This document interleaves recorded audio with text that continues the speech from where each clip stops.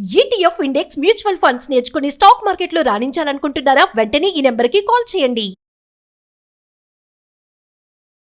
నమస్తే, సుమన్ టీవీకి స్వాగతం. ప్రస్తుతం మనతో పాటు స్టూడియోలో మాడుగుల శివప్రసాద్ గురుగారు ఉన్నారు. వీరితో మాట్లాడి కొన్ని సందేహాలని గురించి మనం తెలుసుకుందాం. నమస్కారం గురుగారు. ఆశీర్వచనం తల్లి. గురుగారు, మనకి ప్రతి నెలను మహాశివరాత్రి అని వస్తూ ఉంటుంది. అయితే మనకి శ్రావణ మాసానికి ప్రత్యేకత ఉంది కదా. చాలామంది చాలా పవిత్రంగా దీన్ని మనం తీసుకునే చాలా పూజలన్నీ కూడా ఈ నెలలో మనం నిర్వహిస్తూ ఉంటాం. అయితే శ్రావణ మాసంలో వచ్చే ఈ మాస శివరాత్రి రోజు మనం ఎలాంటి పూజల్ని నిర్వహిస్తే మంచి ఫలితాన్ని మనం తీసుకోవచ్చు అంటారు? శ్రీ మహాగణాధిపతయ నమః. ఐం మహాసరస్వత్యే నమః. శ్రీ లలితాంబికాదేవియే నమః. ప్రతి మాసము మాస శివరాత్రి అనేటువంటిది రావటం అనేది సర్వసాధారణం. ఈ మాసంలో వచ్చింది గొప్ప మాస శివరాత్రి, మళ్ళీ మాసంలో వచ్చిండేది తక్కువ అని అనటానికి లేదు. అసలు మాస శివరాత్రి అనేటువంటిది ఎందుకు పాటించాలి? మొదట మనము ఆలోచన చేసినప్పుడు మహాశివరాత్రి అని వస్తుంది. ప్రతి సంవత్సరము కూడా పరమేశ్వరుడికి అత్యంత ముఖ్యమైనటువంటి మహాశివరాత్రి, పేరే మహాశివరాత్రి. ప్రతి మాసము వచ్చేటువంటి మాస శివరాత్రులు యథావిధిగా పాటిస్తూ మహాశివరాత్రి నాడు పాటించాల్సినటువంటిది ఆ రోజు 24 గంటలు ఏమిటి అనేటువంటిది ఇక్కడ ప్రాధాన్యత. పరమేశ్వరుడి యొక్క అనుగ్రహం కదా ఆ రోజు.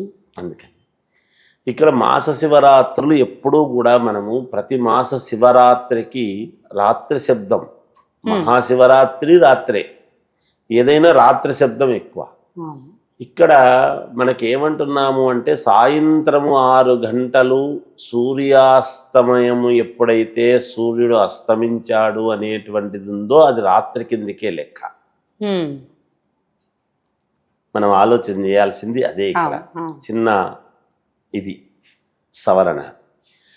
ఇక్కడ సూర్యుడు అస్తమించినటువంటి సమయము సాయంకాలము. ప్రతి మాస శివరాత్రికి కూడా సాయంకాలము పూట పరమేశ్వరుడికి అభిషేకాదులు జరుగుతాయి. ఉదయం జరగవా అంటే ఉదయం అభిషేక ప్రియో శివ కాబట్టి ప్రతిరోజు మామూలుగా శివుడికి అభిషేకం జరుగుతుంటుంది. ఒక ఈశ్వరుడికే ప్రతిరోజు అభిషేకం అనేటువంటిది ఉండేది కూడా. మిగతా దేవతలకు వారంలో ఒక రోజు అని పెట్టి ఉంటారు అన్నమాట సహజంగా. దీన్ని బట్టి పరమేశ్వరుడికి మాత్రము నిత్య అభిషేక ప్రియుడు. ఆయనకు రోజు అభిషేకం ఉంటుంది. సోమవారము ఆయనకు ముఖ్యమైనటువంటి ఇది కాబట్టి ఆ రోజు చంద్రుడికి ప్రాధాన్యత కాబట్టి, చంద్రుడు మనఃకారకుడు కాబట్టి శివుడి యొక్క మనస్సు పరిపూర్ణముగా ఆయన పూర్తిగా ఆనందాన్ని పొందేటువంటి ఇది. అందుకనే చంద్రుడిని నెత్తిన పెట్టుకున్నాడు చంద్రమౌళీశ్వరుడు అని. అలా సాయంకాలానికి చంద్రుడు, సూర్యుడు ఎప్పుడైతే అస్తమిస్తాడో చంద్రుడు వస్తాడు, ఉదయిస్తాడు కదా. చంద్రుడు వచ్చి ఉంటాడు. ఆ చంద్రోదయ సమయములో ఎప్పుడైతే మాస శివరాత్రి నాడు గనక మనము పరమేశ్వరుడికి అభిషేకము చేస్తామో, ఈ రెండిటికి ఇంకొక విధి విధానం కూడా ఉన్నది. సాయంకాలము అది గోధూళి వేళ, ఆవులు ఇంటికి వచ్చేటువంటి సమయం. మనము ఇవాళ సాయంకాలము మనం వెంటనే ఏం చేస్తున్నాము అంటే 3:30కో 4కో కాఫీ టీ అవన్నీ తాగుతూ ఉన్నాం మనం. పూర్వకాలము అలా కాదు. గోధూళి వేళ సాయంకాలము ఇంటికి ఆవులు వచ్చిన తర్వాత మేతకు వెళ్ళి వచ్చిన తర్వాత ఇంటికి మళ్ళీ అవన్నీ కూడా పాలు అవి పిండడం అనేది జరిగేది.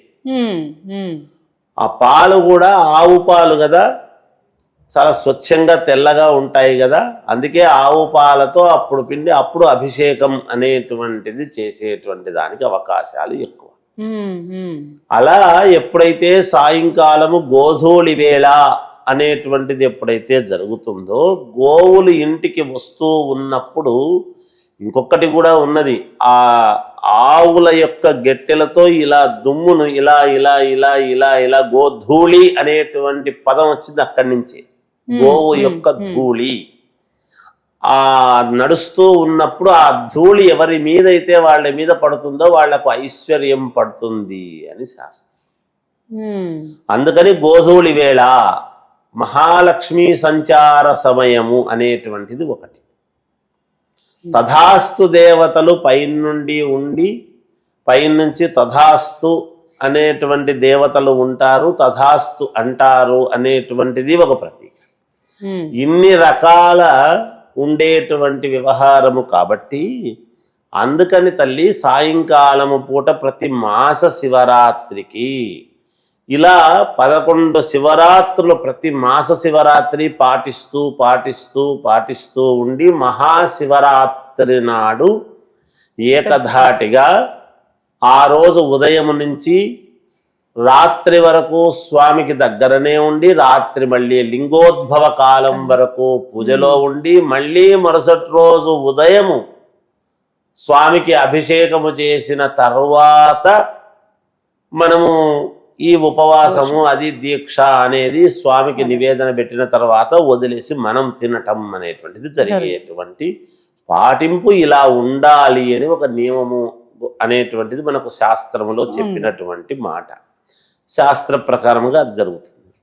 అందుకని సాయంకాలము పూట ఎప్పుడైతే మనము పరమేశ్వరుడికి ప్రీతికరమైనటువంటివి ఇప్పుడు చెరుకు రసముతోను పళ్ళ రసముతోను ఆవు పాలు ఆవు పాలతో పేరబెట్టినటువంటి పెరుగు ఆ పెరుగును చిలికితే వచ్చినటువంటి నెయ్యి అంటే ఆవు పెరుగే కదా, ఆవు పెరుగుతో వచ్చినటువంటి నెయ్యి ఆవు నెయ్యి ఇలా పాలు పెరుగు తేనె నెయ్యి. మనము చక్కెర అని మాట్లాడుతున్నాము కానీ చక్కెర అనేటువంటిది చెప్పలేదు ఎప్పుడు కూడా, మంచినీళ్ళే అక్కడ. నిజానికి మధు అంటే కూడా మంచినీళ్ళు అని చెప్పారు శాస్త్రంలో.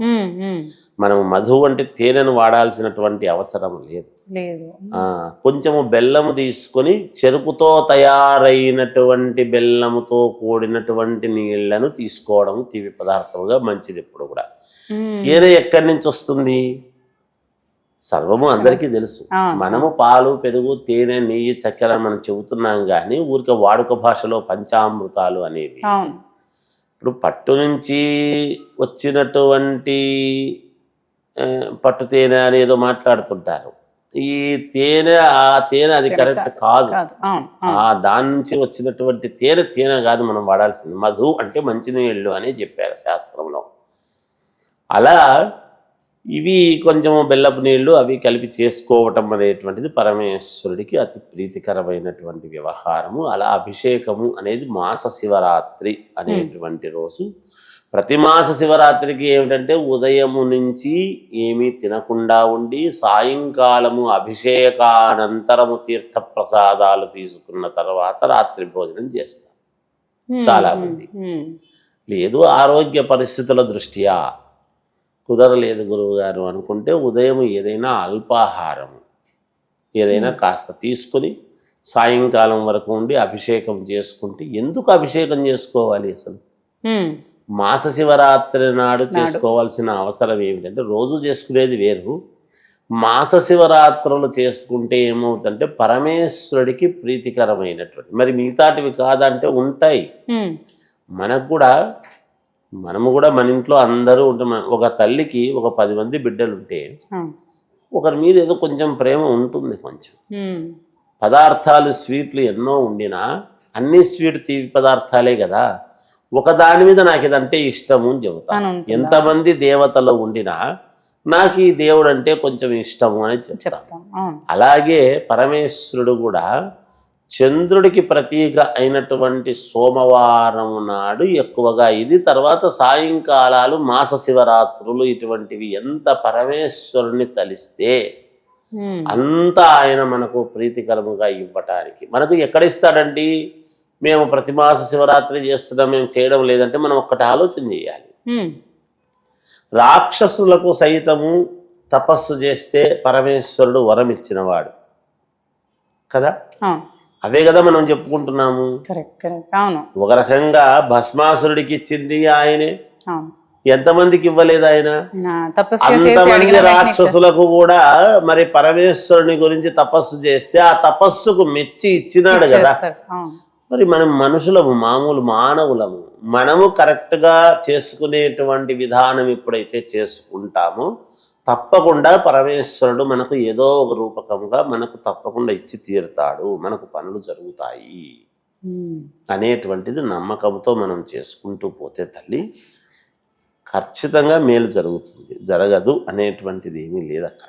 ప్రతి మాస శివరాత్రి రోజు సాయంకాలం మనం చక్కగా ఇలా అభిషేకం చేసుకుంటే చాలా మంచి జరుగుతుంది. ప్రతి మాస శివరాత్రికి చేయవలసింది. అది శ్రావణ మాసం అయితేనే, ఆషాఢ మాసం అయితేనే, మరి ఇంకా ఏదో శూన్యమాసం కదా. ఇప్పుడు ఏముంటుందంటే మిగతా శుభకార్యాలకు ఉండకపోవచ్చు కానీ దైవ కార్యాలకు ఈ మాసము ఆ మాసము అనేటువంటిది లేదు. నిరంతరము చేయవలసినటువంటి కర్మలలో భాగముగా ఇవి. ఏదైనా ఒక పండుగ వచ్చింది అంటే అది మాస శివరాత్రి కూడా పరమేశ్వరుడికి మనము ఎంత చేసుకోవాలనో, ఎంత చేయగలిగితే అంత. ఎందుకంటే లయకారకుడు, మనల్ని ఏదో ఒక రోజు ఆయన దగ్గరికి చేర్చుకోగలిగినటువంటి వాడు. అలాంటప్పుడు ఏమవుతుంది అంటే మనము ఈ చేతులు కాళ్ళు మనము పటుత్వము ఉన్నంత వరకే మనం చేయగలిగినంత వరకే.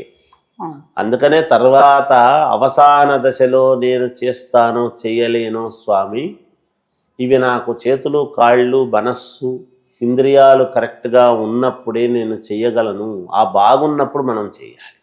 ప్రతి వాళ్ళు ఒక మాట మాట్లాడుతుంటాం మనం. ఉదాహరణకు నాకే గనక ఉంటే నేను అది చేసి ఉండేవాడిని, ఇది చేసి ఉంటే ఎవడు చేయడమ్మా, ఉండకపోతేనే అన్నీ అనుకుంటాడు. కానీ వచ్చినప్పుడు ఎవడు కనపడు. నాకు వస్తే నీకు చేస్తా, నాకు వస్తే నీకు చేస్తా అంటుంటాడు.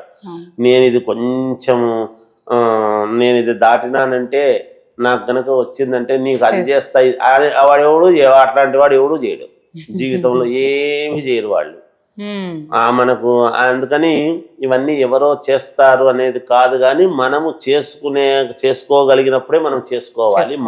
మనకు జరగాలి అంటే పరమేశ్వరుడు తప్ప, జగజ్జనని జగన్మాత జగత్పిత తప్ప ప్రపంచంలో ఎవరికి చేసేది ఏమీ ఉండదు తల్లి. అది దాన్ని దృష్టిలో పెట్టుకొని ఎవరి కష్టం వాళ్ళు చేసుకోవాల్సిందే, తప్పదు. ఓకే గురుగారు, ధన్యవాదాలండి, చక్కగా.